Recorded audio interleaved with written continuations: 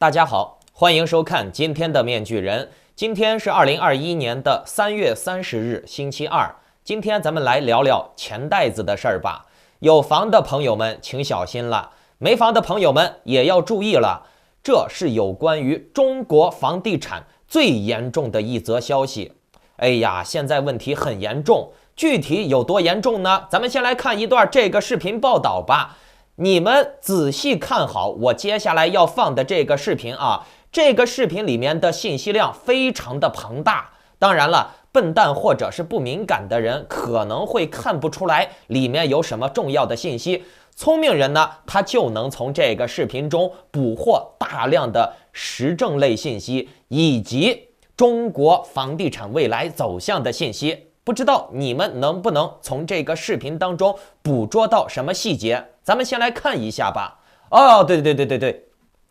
节目开始之前呢，请不要忘记点击屏幕下方的点赞、订阅、小铃铛。来，放视频。想套钱炒房，享受房地产的高光时刻，别想了，一顿操作猛如虎，很可能吃不了兜着走。进入2021年以来，监管层就开始了对违规贷款购房行为的大排查，凡是经营贷、消费贷资金买房的，这下要秋后算账了。仅是目前披露的信息看，光是北京、广州、深圳就查出问题经营贷6.69亿元，其他城市也在跟进中。3月23号，北京地区公布了最新排查结果，显示涉嫌违规流入北京房地产市场的个人经营性贷款金额约3.4亿元。通过专项核查发现，涉嫌违规流入房地产市场信贷资金约3000万元。在此之前，广州、深圳也公布了排查结果。广东银保监局发文称，发现涉嫌违规流入楼市的资金2.77亿元，涉及920户，也是第一个公布排查结果的一线城市。3月18号，深圳银保监局称，要求辖区内中资商业银行对15.4万笔1771.73亿元经营贷业务进行全面排查，并选取6家银行进行现场检查，检查覆盖率近50%。针对发现的问题，深圳银保监局责令银行立查立改，提前收回了21笔涉嫌违规贷款，涉及金额为5180万元。对经营贷违规流入房地产的围剿已从1线城市扩大到新1线城市，杭州、成都、西安等热门城市也相继被监管部门督导。为减少以经营贷购房的情况，部分城市要求申请经营贷时持有被抵押房产时间不得低于6个月。事实上，此次行动覆盖面并不限于经营贷，消费贷、抵押贷流入房地产也是排查重点。同时，银行方面也强化了对房贷申请的审查，重点严查购房首付资金来源。据悉，浙江省广州市发布文件，严查购房首付来源必须为家庭自有资金，如果是直系亲属转入的，还需要提供直系亲属近半年流水，就连找父母借钱也要倒查半年，还要补欠条。在提交放款合规环节，部分地区还要求银行再次核实借款人家庭征信，如有新增消费类贷款或信用卡分期业务的，需提前结清后方可发放。中介机构人士也对监管趋严提供了证明。他表示，如今银行审批时间延长了，批贷时间平均在材料收起后1至1个半月左右，放款时间也拉长了，平均在新产证出来后1至2个月左右。银行暂停了定金审批，首付款需付足规定比例后方可受理。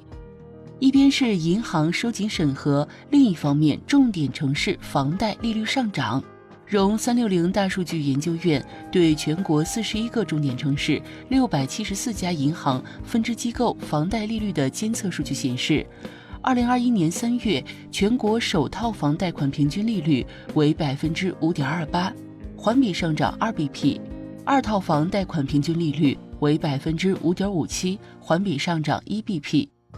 业内人士认为，今年以来，央行对于银行房地产开发贷款和按揭贷款实行额度上限控制，导致房贷额度明显收紧，贷款难、下款时间长，成为开年以来困扰楼市的一个核心问题。在这种情况下，银行优选客户，提高房贷利率就成为必然。包括首套、二套在内，房贷利率的提前上涨，无论对于自住买房人还是投资客来说，买房和炒房都越来越难了。听完了吧？好，不知道大家听了以后有什么感触啊？反正面具人，我从这里面能听出很多上纲上线的东西。为什么呢？面具人把这个视频中的几个关键点拿出来给大家说说啊。首先呢，就是严查购房首付来源，必须为家庭自有资金。如果是直系亲属转入的，还需要提供直系亲属近半年的流水。就连找父母借钱也要倒查半年，还要补欠条。很多人听到这儿了以后会觉得，给父母补欠条就补欠条，那有啥的吗？做做样子而已吗？好，面具人，我想说啊，谁家买房不问父母凑点钱借点钱呢？对吧？能不问父母要钱买房的家庭很少，对不对？买房结婚，年轻人20几岁，哪来那么多钱买房呢？是不是？咱们要注意2个点。首先呢，中国是家天下文化的统治模式，过度的亲情粘合关系是维持这个韭菜粘性的一个好方式。如果中国没有这种过度的亲情粘合关系，那中国人就会像什么中东人呀、西方人一样，动不动就当难民，就跑路，就当移民。那这样的话就锁不住韭菜了，对不对？所以呢，这个亲情之间的理不清、剪不断的关系，就是维持这个中国社会的一个基础。所以中国家庭单位的财务都是比较说不清的，很多兄弟姐妹、父母子女之间也很不愿意提前明算账的事儿。在中国的这种文化环境之下，子女和父母明算账多多少少都是会伤点感情的。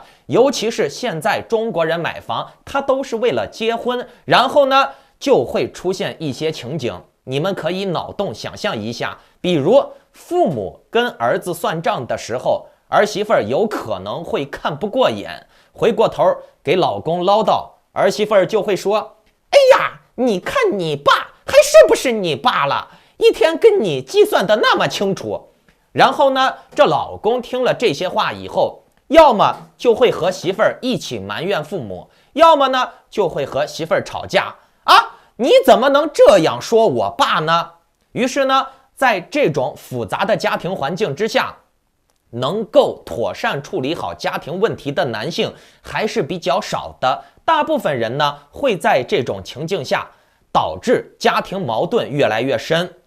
从这一点来看呢，面具人，我不知道这对共产党来说是好事还是坏事啊？因为家庭体系出现裂痕了，这种情况会成为普遍性的话，那对于中国的封建统治会非常不利的。为什么呢？因为家天下文化是帝王统治的根基，如果忠孝这种思想被家庭斗争所替代，中国人的这种愚忠思想就会差很多。如果说缺少了父母家庭的愚忠愚孝来控制中国人，那中国人就会变得比较具有破坏力，会变得比较容易失去控制。看起来这对共产党来说并不是好事儿。但是我们再回过头看一看啊，中国基本从80后开始，就基本上大部分都是独生子女了。90后、00后，那基本上都是纯的独生子女家庭了，家里面有好几个兄弟姐妹的情况已经很罕见了。那少了兄弟姐妹的羁绊，家天下的捆绑力度就会严重衰弱。比如逢年过节，像原来的老家庭，兄弟姐妹7大姑8大姨啊，一过年家里面几十个人聚一桌交流感情，每年都盼着这一天，对不对？可是呢，现在每个家庭里面最多就是3个人，那你说怎么搞啊？没什么好聚的了。可以说，随着当年计划生育一胎化的疯狂推广，家天下模式的瓦解就是一种必然。那面具人讲到这里，你们能不能想明白点什么了？那就是习近平很明白，这个家天下模式，就算共产党不去拆它，他自己也会随着一胎化呀、少子呀、生育率降低而被瓦解。所以呢，习近平一想，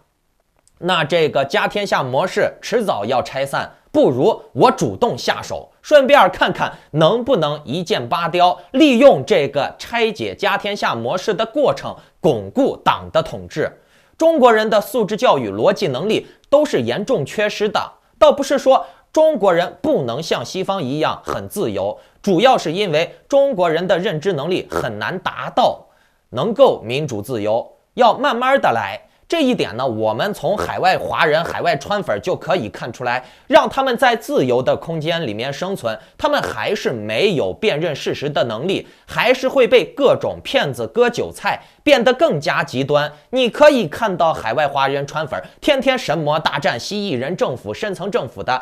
阴谋论，对吧？要么就是举着5星红旗在美国讨要美国人权，这些都是非常反智的举动，对不对？那这也印证了海外华人他到了自由世界也未必能有一个很优良的认知能力，那这就是逻辑教育的缺失、认知教育的缺失而导致的必然结果。中国上一次出现家天下模式的崩坏还是文革时期，那可是造成了大面积的人道灾难呀，儿子打老子，学生打老师，打的那是义正言辞呀，对不对？所以呢，我们可以得出来一个结论任何生物长期进化出的一种生活模式，你不能急速的、过度的对其进行扭转。就比如说，让狼吃草，羊吃肉，这些动物就会产生不适应的症状。就像东亚人乳糖分解能力差，你要是直接让东亚人按照西方人那样吃大量的含乳糖的东西，东亚人就会生病。同样的，中国人产生出这种文化上的极端的剧烈的转变，也会造成中国人去进行一些灾难性的后果。所以呢，这种文化思想上的转变必须是建立在循序渐进的前提下，否则呢，就会造成文革的那种状态，人人都放飞自我的搞破坏。不过呢，统治阶层是很喜欢这种极端的统治模式的。在习近平看来，如果家天下的瓦解是不可逆的，那我就提前部署。提前部署这个词儿，习近平是很爱用的，对不对？那怎么提前部署呢？你们看现在学校是不是都强制小孩子要托管，甚至有些地方开始强制孩子住校？其实这些都是为了淡化中国下一代的家庭观念做的准备，让习近平的思想、党的教育替代家庭教育，以此来弥补家天下统治模式崩溃而带来的负面效应。如果说在洗脑玩得好的情况下，是有可能再现当年文革时期的那种年轻人对党、对毛主席激情无限的爱的情况的。父母对于孩子来说，以后呢就只是一个工具人了，提供自己买房的金钱，提供自己衣食住行上学的金钱。父母只是替党来抚养我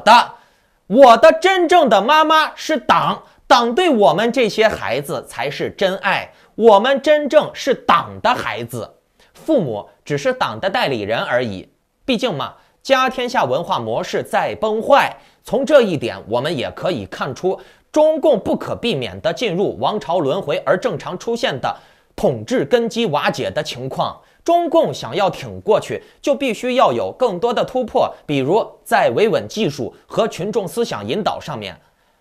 还好现在是高科技时代，统治阶层维稳的方式很多，他们可以通过互联网娱乐呀、大数据监控呀、教育洗脑呀，再加上目前这个社会不单单是中国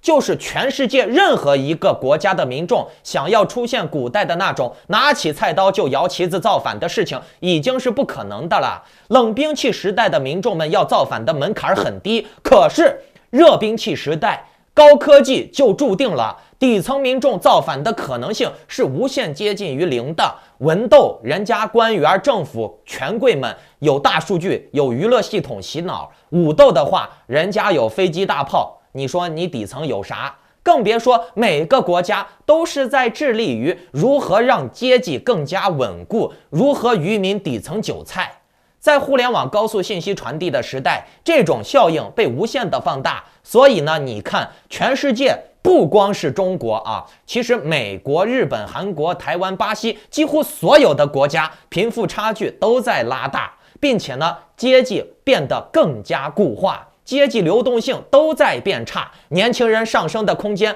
都是越来越有限。只是中国这片土地上这种问题非常非常的严重，其他国家的这块的问题还没严重到显而易见的地步当然了，有些国家也已经到了显而易见的地步了。中国呢，它只是提前部署，它把这个雷给爆出来了，它只是撕下了这个不要脸的皮就是光明正大的耍不要脸。面具人，我其实对于世界的民权发展是持有悲观态度的。为什么？一个是因为底层受到的教育和认知能力就注定了底层是无法和上层人同日而语的。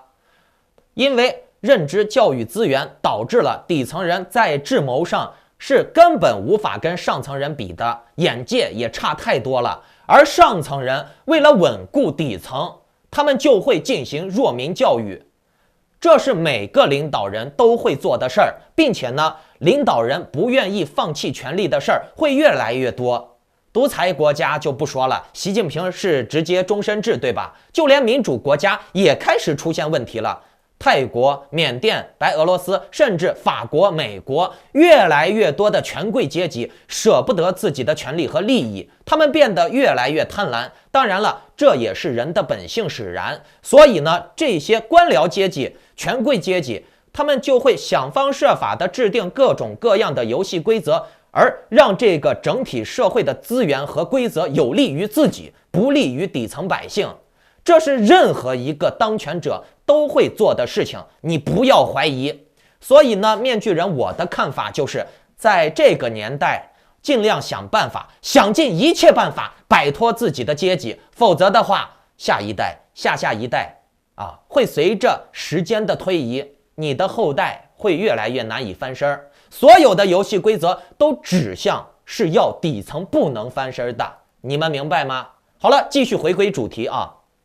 通过中央强制孩子托管，再到最要命的买房子要孩子打欠条，我们可以看到中共想要主动突破家天下的统治模式。可是接下来又有一点是比较矛盾的，那这也是刚才视频中讲到的一个关键点，那就是在提交放款合规的环节，部分地区还要求银行再次核实借款人的家庭征信，如有新增消费类贷款或者是信用卡分期业务的，需要提前结清以后才可以发放。那这是什么意思呢？家庭征信这个玩意儿就是诛九族的玩法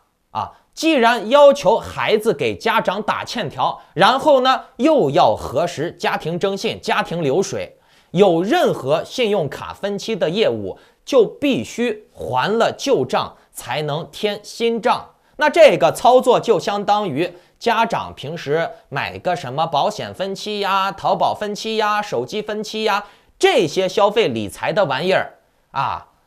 都必须要强制结清那话说回来了，因为很多人买保险、买手机，商家都会搞什么促销分期的，鼓励人们以刷卡的方式来付款，这样的话卡一刷，噔的一下就分期了。如果说中央连这个事儿都要抠的话，那这就是无底线、无上限的拉清单模式了。谁家没有这种情况呀？信用卡刷一刷这个花呗呀、支付宝呀刷一刷，对不对？买个手机分个期什么的，这也是很正常的事儿。那你说共产党要把这些强制性的一次结清，那这不就是等于故意的割韭菜吗？其实共产党玩这一套目的已经很明显了，就是为了让经济实力不够的人不能买房。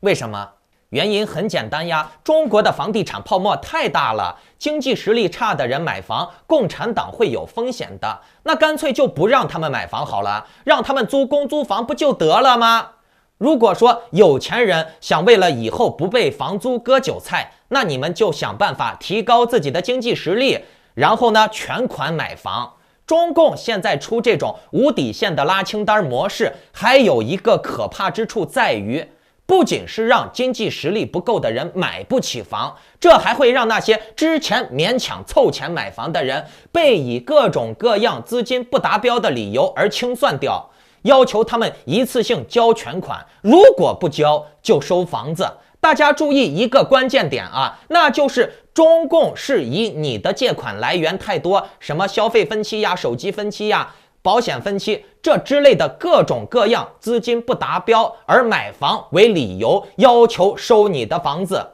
但是呢，查到你了以后，是不是就会要求你一次性交清全款？那这个时候中共可就不管你是借什么钱了，不管你怎么弄，七大姑八大姨的给我凑，把这个房的全款给我交上来，这个事儿就完事儿了。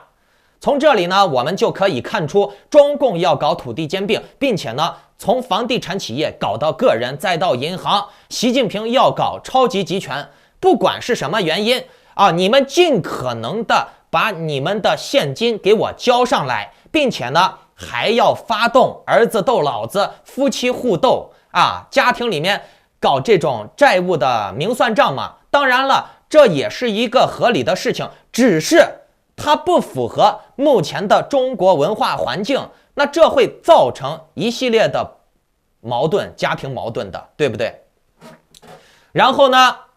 中共他现在还要挤爆房贷，让地方财政面临压力。那这样的话，地方银行就会更加严格的去维稳底层的韭菜啦。那这样看来，又形成了一个人斗人的闭环啊，家庭互斗，家庭斗完了以后去搞钱，搞完了钱，不管是把银行的现金搞出来，还是把地方的这些七大姑八大姨家里面有什么有钱人呀、当官的借点钱，反正就是把钱弄出来，给我交到房地产市场里面去，懂了没？这样呢，红色贵族就可以继续的在顶层高枕无忧呀。那我刚才好像也说到了保险分期了，对吧？那说到保险了啊，面具人啊，我又要开启仙人模式了，请叫我免先知。我在3月16号的节目，包括之前的很多期节目都说过啊，共产党前段时间不是爆出来说保险从业人员这不好那不好的，对吧？张乃丹还出来揭发黑幕，然后呢，你们看一下啊，那个被多个警察局局长睡了的女的啊，没有发声就被判刑了13年。那个女的连发声渠道都没有，可是呢，这个张乃丹就可以拿个大喇叭在所有的网站上面喊一遍，红遍全网，当民族英雄，很有来头吗？那这种事情啊，就证明了在中国啊，能发出来声音的，不管是正邪善恶啊，我们只用考虑共产党让不让你发声啊。共产党让你发声，你哪怕是邪恶的人，你也能发声因为张乃丹他举报什么保险从业人员的事情啊，当时面具人我就判断要动保险行业了。你别看当时党的矛头只是指向了这些底层的从业人员，可是这些从业人员也是可怜人呀，他们也是混饭吃的呀。共产党动这些底层的从业人员没有多大意义，他要动他就动整个行业，把这些非必要的服务人员一刀切掉，节省了这方面的人员开支，然后呢继续回收资金啊，增加自己的劳动产业，不要去搞什么服务业了，懂了没？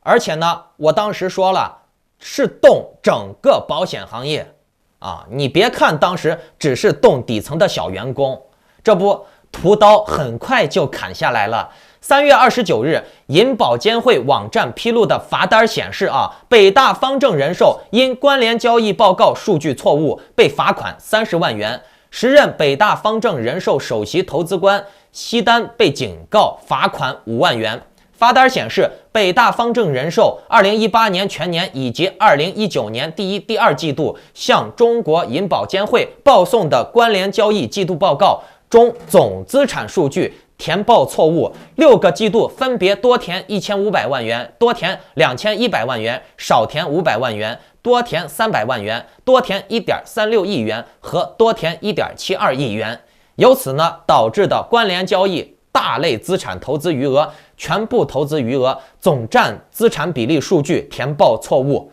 有关于这个多填少填的问题啊，那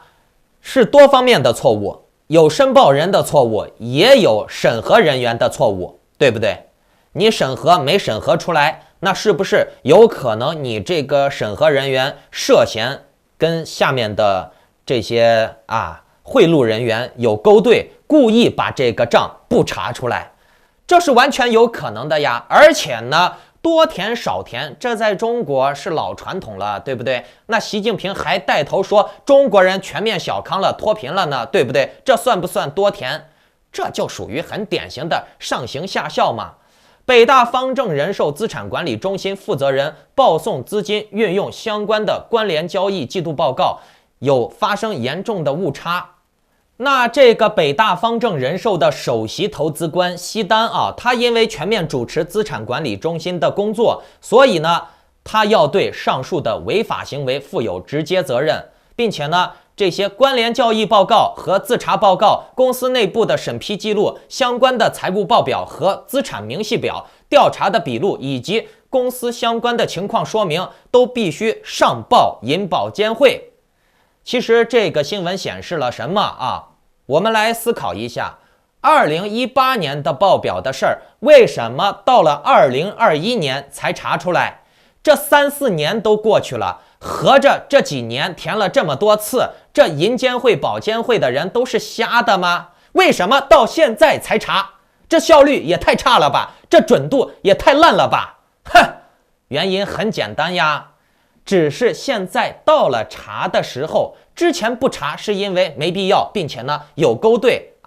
大家一起发大财嘛。现在呢，上面的红贵喂不饱了，就要拿中下层开刀了，懂了吗？我们再来看这个新闻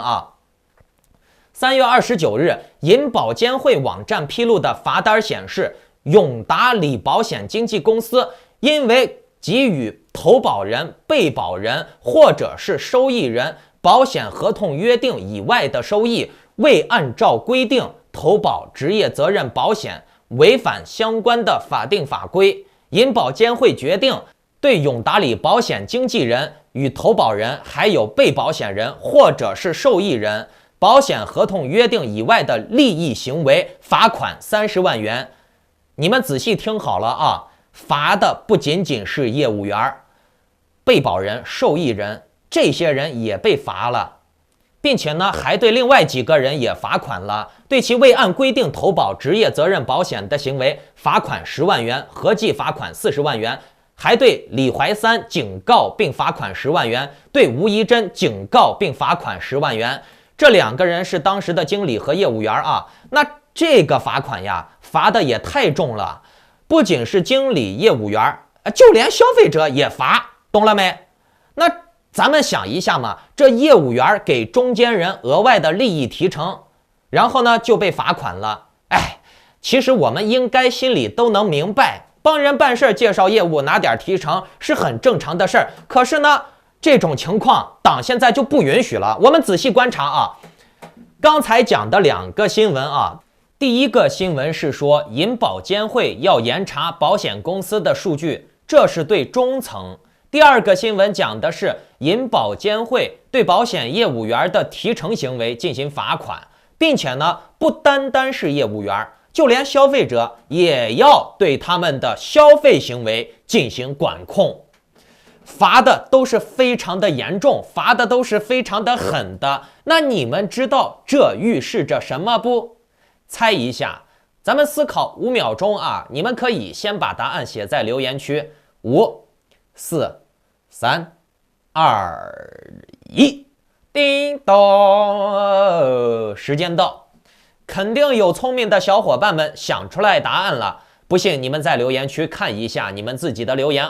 好，其实这个信号很明显，就是党管一切的节奏。共产党要从数据和业务员的行为入手，全面接管保险行业了。因为呢，中国人买保险的人太多了，这日后兑付就是一个大问题，就和刚才的家天下文化的瓦解一模一样。这个是不得不面临的问题。所以呢，我们牛逼的习大大认为自己能比天高，解决历来的王朝都解决不了的这种兴衰问题。习近平他想啊，欲与天公试比高，就把这个问题提前到了现在来解决，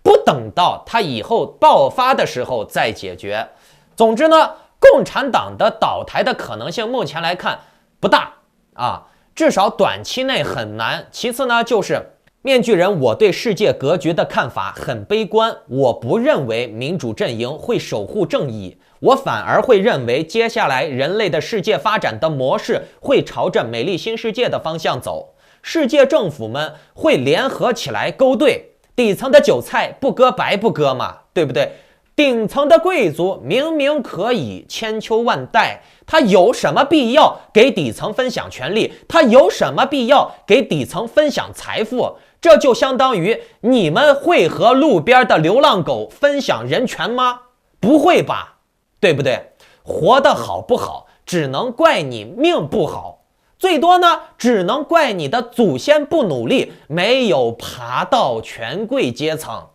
在分天下的时候没有占领一席之地。以后的贵族的生活环境会越来越好，底层的生活环境会越来越恶劣，这一点是毋庸置疑的。不信咱们走着瞧。贵族和底层他们其实都是想自己的生活过得更好，可是呢，这之间有一个区别，就是贵族他有能力、有资源、有知识，让自己的生活越来越好。底层他的生活想要变得更好的可能性是极低极低的，他们也只能做做梦而已。所以呢，你看习近平就看得很透彻呀，他上台就说做中国梦呀，做梦。对底层人民来说，什么是好生活啊？观众朋友们，什么是好生活？好生活就是吃着方便面说自己比美国牛逼，好生活就是有国爱，有 H&M、阿迪耐克给大家伙发泄情绪，好生活就是有弱者给你们践踏，让你们显示优越感，好生活就是有梦做。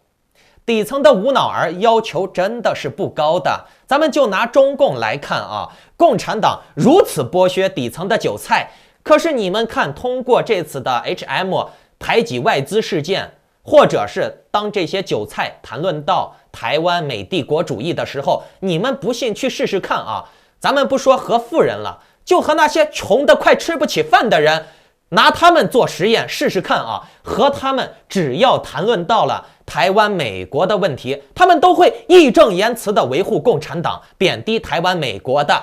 对不对？其实美国也一样，咱们就来看看美国。美国3000多万人感染疫情，死了有几十万人了，经济濒临崩溃了，无数的商店关门，工人失业。可是呢，你们看看，无论是经济崩溃还是人命伤亡，这都无法动摇川粉们对伟大领袖川普狂热的爱呀，对不对？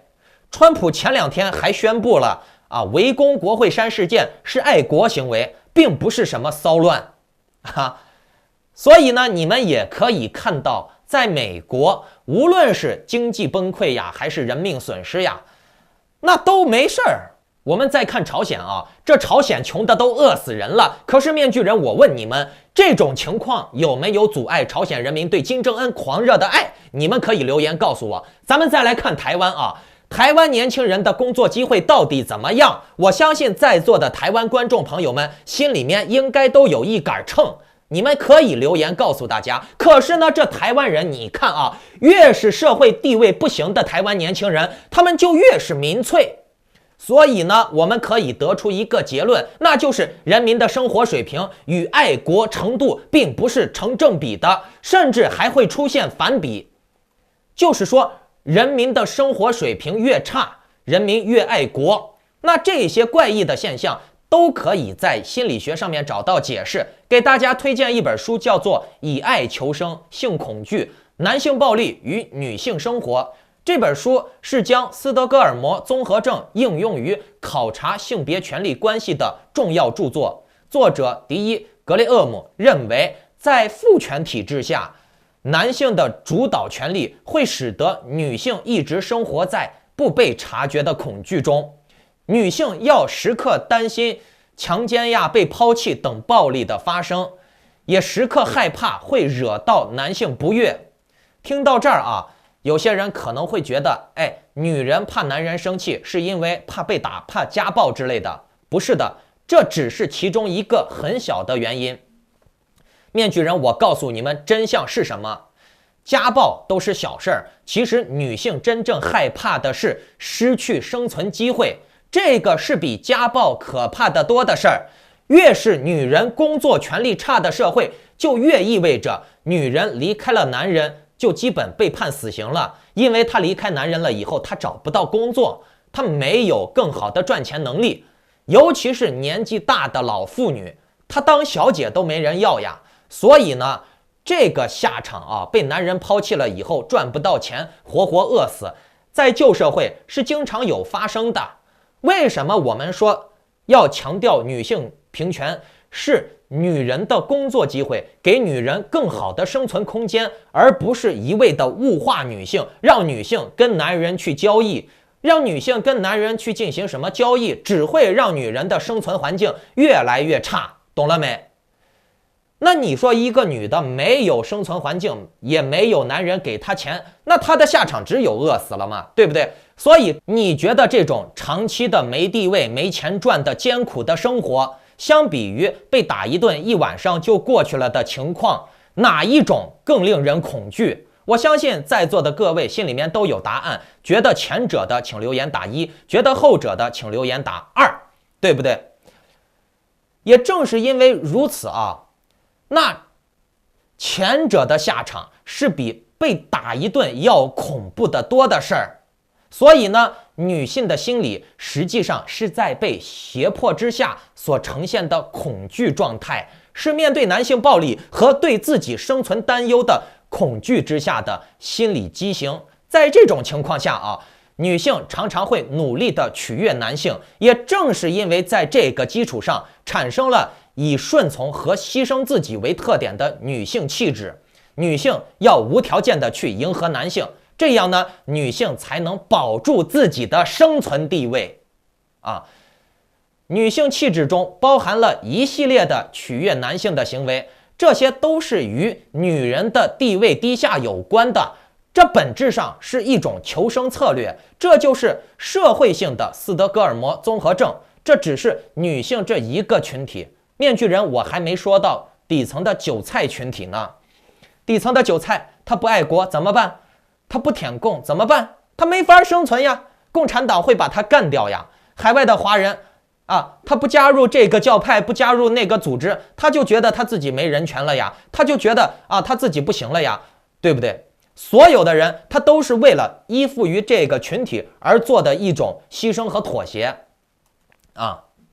所以呢，全世界的最底层的无产阶级，他们没有能力改变自己，脑子呢他们是没有的，他们有的只是蛮力，有些人呢可能连蛮力都未必有所以呢，他们就需要一个强人领袖来帮他们主持大局。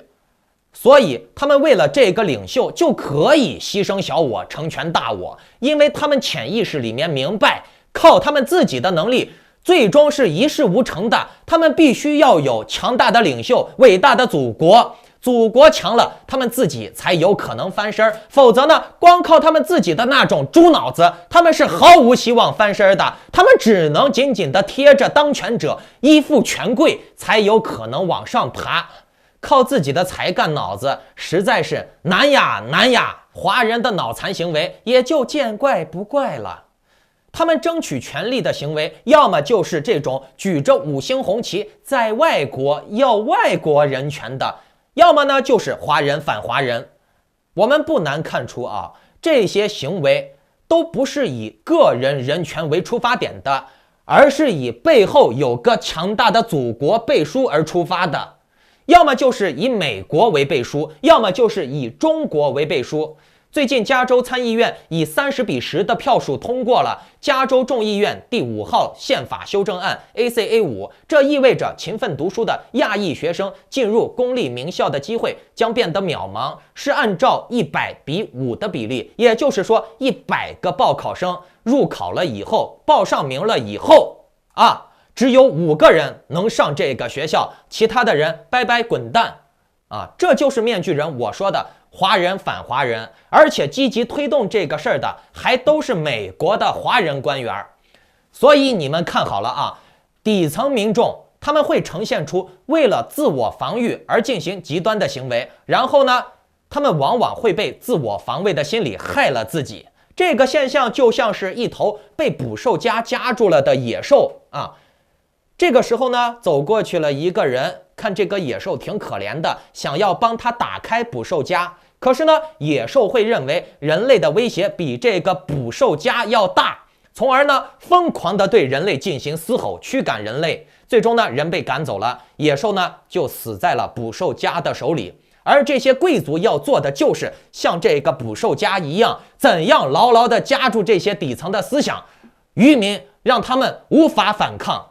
要么你就大数据洗脑娱乐致死，要么呢来坦克飞机大炮你选。尤其是洗脑底层的无知民众不难，对吧就像什么东哥呀，这些民主大师呀，他一边当着反共英雄，一边呢在国内全国开什么拳馆呀、巡回演唱会呀、巡回演讲会呀，你觉得可能吗？反中共的人在全国搞连锁的反中共组织共产党还给他宣传，你觉得可能吗？包括什么海外的反共大会，还能在微信上面进行组织这种反共大会，你觉得可能吗？杨洁篪和美国打什么贸易战表面上把美国骂得跟孙子一样美国也说要反共，可是杨洁篪的女儿在美国几百万的房子住着，在美国的大学全额奖学金拿着全校的这个奖励拿着，对不对？这是像打仗的状态吗？还什么冷战呢？面具人，我对未来社会的发展我并不倾向于什么全球你谈我的人权，我为你的人权努力。全球的发展最终很可能会变成一分为二，就分奴隶主和奴隶全球的奴隶主一块哄骗底层的傻逼，割他们的韭菜就行了所以呢，底层民众的自由之路前途渺茫呀。好，节目讲到这里，不知道大家喜不喜欢今天的节目？喜欢的请留言打1，不喜欢的请留言打2。如果大家喜欢今天的节目，就请不要忘记点击屏幕下方的点赞、订阅、小铃铛和转发，让更多的人加入我们一起提高智商。然后呢，面具人最近在整理材料，会推出很多精选的会员节目，想要观看的可以点击屏幕下方订阅按钮旁边的加入按钮，加入会员。那好，我们下期再见。